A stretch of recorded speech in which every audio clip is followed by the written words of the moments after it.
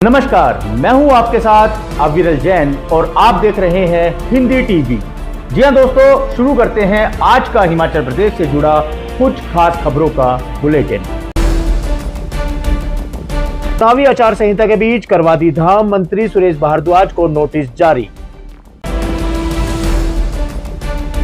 बिहार के 2 आरोपियों का आत्मसमर्पण, पेपर लीक मामले में थे आरोपी। सीधे मुकाबले में फंसे जयराम के 2 मंत्री। शिमला पुलिस ने चिट्टे के साथ 4 आरोपितों को किया गिरफ्तार। हिमाचल चुनाव के बाद दिल्ली पहुंचे पूर्व कांग्रेस अध्यक्ष राठौड़। चुनाव ड्यूटी से लापता हुए संजीव की तलाश के लिए सड़क पर उतरे स्वजन। हिमाचल में फिर बदला मौसम, लाहौल स्पीति में हिमपात की संभावना। चहेतों की नौकरी नियमित करने पर एचपीयू शिमला के रजिस्ट्रार को किया तलब। अब खबरें विस्तार से। आचार संहिता के बीच करवा दी धाम। हिमाचल प्रदेश विधानसभा चुनाव के लिए लगी आचार संहिता के बीच महिला भाजपा नेता की ओर से शुक्रवार को जुन्गा में धाम का आयोजन किया गया। भाजपा नेता विजय ज्योति सेन की ओर से रखी गई धाम में कुसुम्पटी विधानसभा क्षेत्र से भाजपा प्रत्याशी एवं मंत्री सुरेश भारद्वाज भी पहुंचे। पार्टी कार्यकर्ताओं का आभार जताने के बहाने करवाए गए आयोजन में पूर्व सांसद वीरेंद्र कश्यप, पूर्व मंत्री रूपदास कश्यप समेत सैकड़ों कार्यकर्ता और स्थानीय लोग भी शामिल हुए।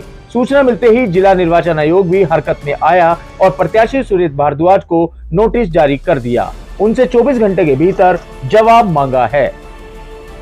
वहीं पुलिस भर्ती पेपर लीक मामले में 2 आरोपितों ने आत्मसमर्पण किया है। इसके बाद प्रदेश में 2 और गिरफ्तारी होने की संभावना बढ़ गई है। इस मामले में 2 आरोपितों ने गत दिवस कांगड़ा कोर्ट में आत्मसमर्पण किया है।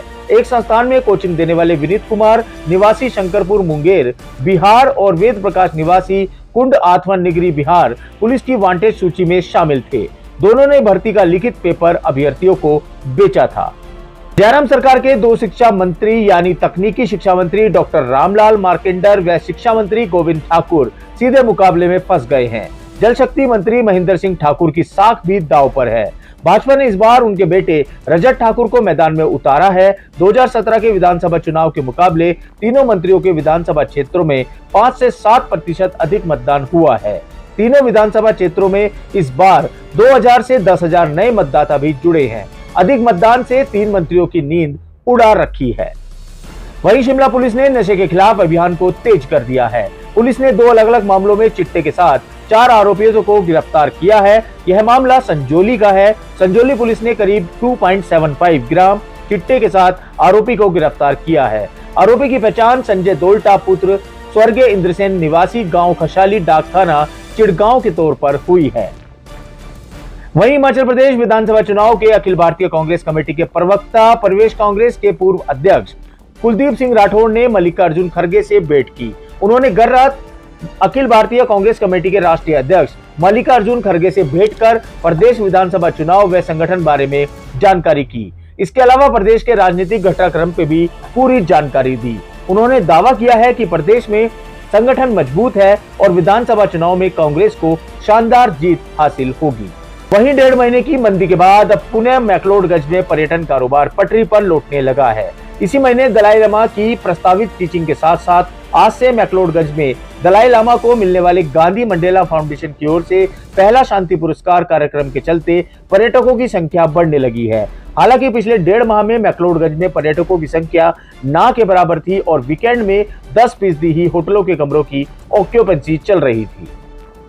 वहीं जयसिंहपुर उपमंडल के तहत आशापुरी में चुनाव ड्यूटी से लापता हुए संजीव कुमार की तलाश के लिए स्वजन ने आवाज बुलंद की है। परिवार के सदस्य व ग्रामीण रोखड़ पंचायत प्रधान नीलम कुमारी के नेतृत्व में धर्मशाला पहुंचे। स्वजनों व ग्रामीणों ने एसडीएम कांगड़ा से मिलकर उन्हें ज्ञापन सौंप संजीव कुमार को ढूंढने की मांग की। वहीं कई सवाल भी उठाए और इन सवालों के तहत जांच करने की गुहार भी लगाई है। हिमाचल पंजाब सीमा पर बने भाखड़ा बांध को बढ़ती सिल्ट से हुआ खतरा। बढ़ती गाद सिल्ट के कारण पंजाब व हिमाचल की सीमा पर सतलुज नदी पर स्थापित भाखड़ा बांध खतरे में है। भाखड़ा से लेकर सलापड़ तक गोविंद सागर झील की तहलटी पर हर वर्ष गाद बढ़ रही है। बांध के लक्ष्य और प्रभाव को गाद बड़ा नुकसान पहुंचा रही है। झील की तलहटी पर जितनी गाद बढ़ेगी उतना ही पानी डैम में कम जमा होगा। बांध में पानी की कमी से उसके अस्तित्व को खतरा है। ऐसे में भाखड़ा व्यास मैनेजमेंट बोर्ड नंगल पंजाब इस पर निगरानी बनाए हुए है। वहीं अब बात करें मौसम की खबर की, तो हिमाचल प्रदेश में एक बार फिर से बादल छा गए हैं। शनिवार सुबह की शुरुआत घने बादलों के साथ हुई। प्रदेश में आज कुछ जगह बारिश की संभावना है। इसके अलावा जनजातीय जिला लाहौल स्पीति में हिमपात हो सकता है। इससे शीतलहर और बढ़ सकती है। बीते दिनों बर्फबारी के बाद प्रदेश में लगातार ठंड बढ़ रही है। कई जगह तापमान में माइनस भी पहुंच गया है। मौसम विभाग के अनुसार आज शनिवार को लाहौल स्पीति और साथ लगते क्षेत्रों में हल्का हिमपात हो सकता है। कुछ स्थानों पर बादल भी छाए रहेंगे। वहीं हिमाचल प्रदेश में बिना पंजीकरण करवाए कई निजी शिक्षण संस्थान नर्सरी टीचर ट्रेनिंग यानी कि एनटीटी करवा रहे हैं।